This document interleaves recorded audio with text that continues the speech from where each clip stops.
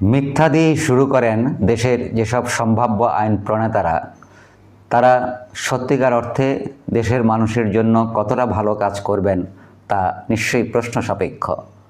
বলছি 2026 সনের সংসদ নির্বাচনে অংশগ্রহণের জন্য প্রার্থীদের হলফনামায় ঘোষিত আয় এবং সম্পদের হিসাব বিষয়ে। প্রিয় দর্শক, আপনারা জানেন 2026 সনের 12ই ফেব্রুয়ারি অনুষ্ঠিতব্য জাতীয় সংসদ নির্বাচন উপলক্ষে ইতিমধ্যেই বিভিন্ন দলের প্রার্থীরা নমিনেশন পেপার জমা দিয়েছেন এবং নমিনেশন পেপার যাচাই বাছাই শেষে এ পর্যন্ত 1842 জন প্রার্থীর মনোনয়ন বৈধ হিসাবে ঘোষণা করা হয়েছে। এর বাইরেও হয়তো আরও কয়েকজন এই সংখ্যাটি বাড়তে পারে, কেননা 9 তারিখ পর্যন্ত আপিল প্রক্রিয়াটি চলতে থাকবে। আপিলের মাধ্যমে আরও একজন হয়তো তাদের মনোনয়ন ফিরে পেতে পারেন যাদেরটা বাতিল করা হয়েছে। 2008 সন থেকে বাংলাদেশ নির্বাচন কমিশন একটি নিয়ম চালু করেছে, অর্থাৎ জাতীয় সংসদ নির্বাচনে যারা অংশগ্রহণ করবেন তারা যখন নমিনেশন পেপার জমা দেবেন, সেই নমিনেশন পেপারের সাথে একটি হলফনামা তাদের জমা দিতে হয়। যে হলফনামায় অন্যান্য নানাবিধ অংশের পাশাপাশি বা নানাবিধ তথ্যের পাশাপাশি তাদেরকে তাদের বাৎসরিক আয়, সম্পদের মোট স্থাবর অস্থাবর সম্পদ, তাদের ইনকাম ট্যাক্স, এইসব বিষয়ে তাদেরকে তথ্য প্রদান করতে হয় এবং হাইকোর্টের নির্দেশনা অনুযায়ী নির্বাচন কমিশন এসব হলফনামায় প্রদেয় তথ্য জনগণের কাছে উন্মুক্ত করে দেবেন। এ বিষয়ে সর্বশেষ 2025 সনের অ্যামেন্ডমেন্ট অনুযায়ী যেসব প্রার্থী, সম্ভাব্য প্রার্থী সংসদ নির্বাচনে অংশগ্রহণ করবেন তাদের দেশের বাইরেও যদি কোনো সম্পদ থেকে থাকে তাও হলফনামায় যুক্ত করতে হবে। নিয়ম অনুযায়ী সব প্রার্থী তাদের বার্ষিক আয় এবং মোট সম্পদের হিসাব দাখিল করেছেন। তবে মজার বিষয় হচ্ছে প্রার্থীদের দেয়া এইসব তথ্য নিয়ে নানা আলোচনার জন্ম দিয়েছে। এ নিয়ে চারিদিকে অনেক ঠাট্টা তামাশা চলছে, অর্থাৎ হিসাবগুলো জনগণের কাছে ঠিক বিশ্বাসযোগ্য মনে হচ্ছে না। অনেকেই ভাবছেন এর মধ্যে অনেক গোঁজামিল রয়েছে, বিরাট ফাঁকি রয়েছে। অনেক প্রার্থী এমন পরিমাণ বার্ষিক আয় দেখিয়েছেন, হয় সেটা অত্যন্ত কম, যেটা তার জীবনযাত্রার সাথে মেলে না, অথবা কেউ কেউ আবার এমন মাত্রায় তাদের আয় দেখিয়েছেন যা খুবই অস্বাভাবিক, যা তাদের যে যোগ্যতা, তাদের যে ব্যবসা কিংবা চাকরি তার হিসাবের সাথে অনেকটাই বেমানান। অর্থাৎ প্রশ্ন উঠেছে যে এই যে হলফনামা, এই হলফনামায় যারা সত্যিকার অর্থে প্রকৃত তথ্য দেননি তারা আসলে যদি মিথ্যাচার করে থাকেন, তবে শুরুতেই যদি এই মিথ্যা দিয়ে তারা শুরু করেন তাহলে তারা ভবিষ্যতে আমাদের দেশের জনগণের জন্য কতটা ভালো কাজ করবেন বা কতটা সৎ মানুষ হিসাবে তাদেরকে আমরা চিহ্নিত করব। আমি আমার আজকের আলোচনায় জাস্ট উদাহরণ হিসাবে 3টি প্রধান রাজনৈতিক দলের কয়েকজন ব্যক্তির হলফনামায় উল্লেখিত আয়ের সম্পর্কে আপনাদেরকে কিছু সংক্ষিপ্ত ধারণা প্রদান করতে চাই। যেমন ধরুন, বিএনপির ভারপ্রাপ্ত চেয়ারম্যান জনাব তারেক রহমান, তিনি তার বার্ষিক আয় দেখিয়েছেন 6,76,000 টাকা। বিএনপির মহাসচিব মির্জা ফখরুল ইসলাম, তিনি দেখিয়েছেন 12 লাখ টাকা। বিএনপির স্থায়ী কমিটির সদস্য জনাব সালাউদ্দিন আহমেদ, তিনি দেখিয়েছেন 6,21,00,000 টাকা তার বার্ষিক আয়।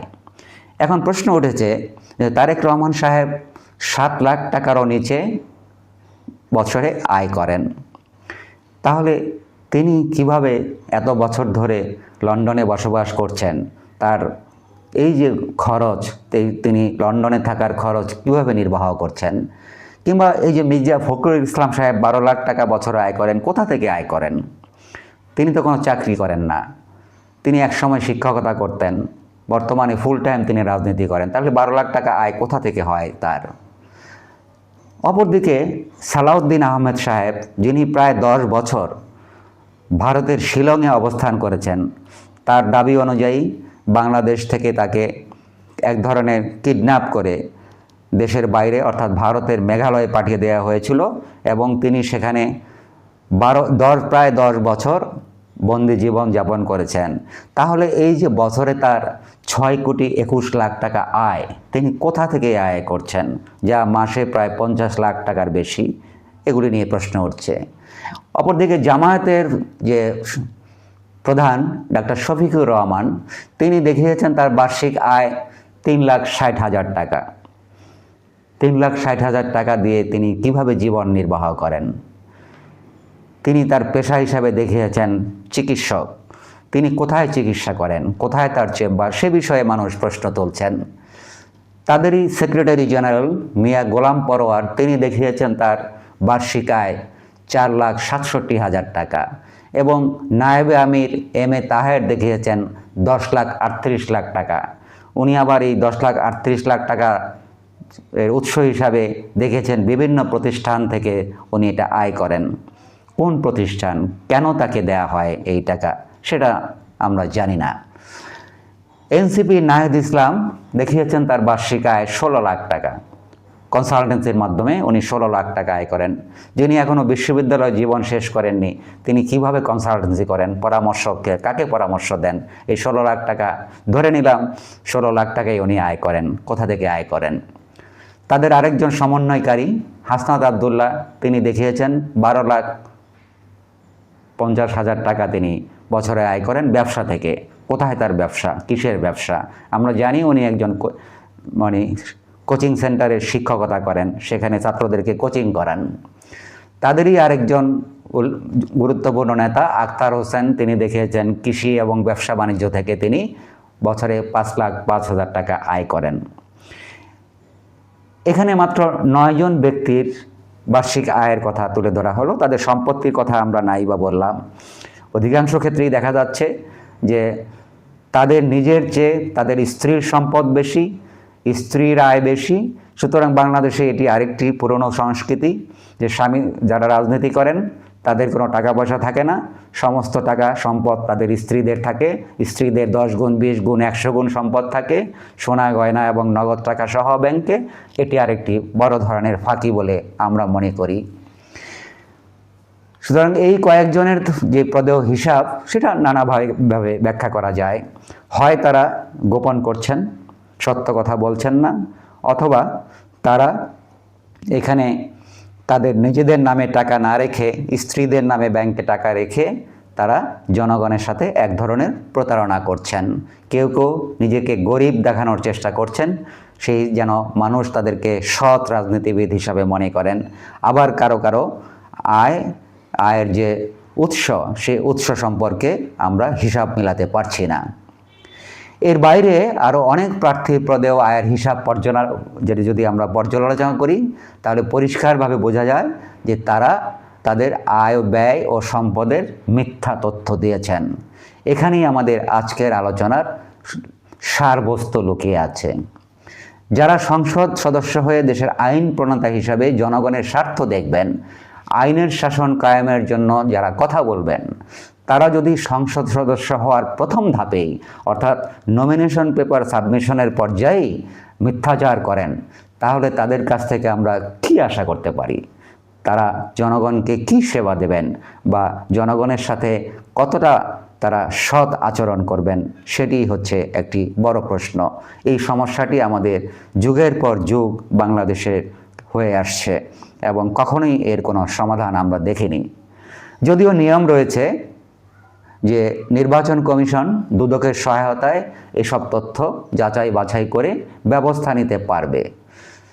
কেউ যদি মিথ্যা তথ্য দিয়ে থাকেন এবং সেটা যদি প্রমাণিত হয়, তাহলে সে তার প্রার্থিতা বাতিল হতে পারে, এমনকি নির্বাচনে জয়ী হবার পরেও তার সংসদ সদস্য পদ বাতিল হতে পারে। কিন্তু আমরা এই ব্যাপারে কতটা আশ্বস্ত হতে পারি?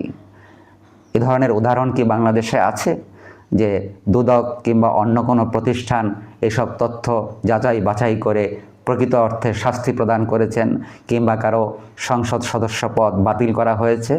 আমাদের সাময়িক সাম্প্রতিক ইতিহাসে আমরা এ ধরনের কোনো ঘটনা দেখিনি। আমরা আশা করব প্রকৃত অর্থেই নির্বাচন কমিশন এবার এসব তথ্য পুঙ্খানুপুঙ্খভাবে যাচাই বাছাই করবেন এবং যদি কেউ মিথ্যা তথ্য দিয়ে থাকেন এবং সেটা যদি প্রমাণিত হয় তাহলে তাদের ব্যাপারে প্রকৃত ব্যবস্থা গ্রহণ করবেন। তা না হলে এই 2024-এর গণ অভ্যুত্থানের যে ফল, আমরা যে নতুন বন্দোবস্তের কথা বলছি, রাজনৈতিক ক্ষেত্রে যে নতুন সংস্কৃতির কথা বলছি, সেটা 16 আনাই বৃথা হয়ে যাবে। প্রিয় দর্শক, আজকের আলোচনা এখানে শেষ করছি। যদি আপনাদের এই ব্যাপারে কোনো মতামত থেকে থাকে তবে কমেন্টের মাধ্যমে আমাদেরকে জানাতে পারেন। আমাদের আলোচনা ভালো লাগলে লাইক করতে পারেন, শেয়ার করতে পারেন এবং চ্যানেলটি সাবস্ক্রাইব করে আমাদের সঙ্গে থাকতে পারেন। সবাইকে ধন্যবাদ।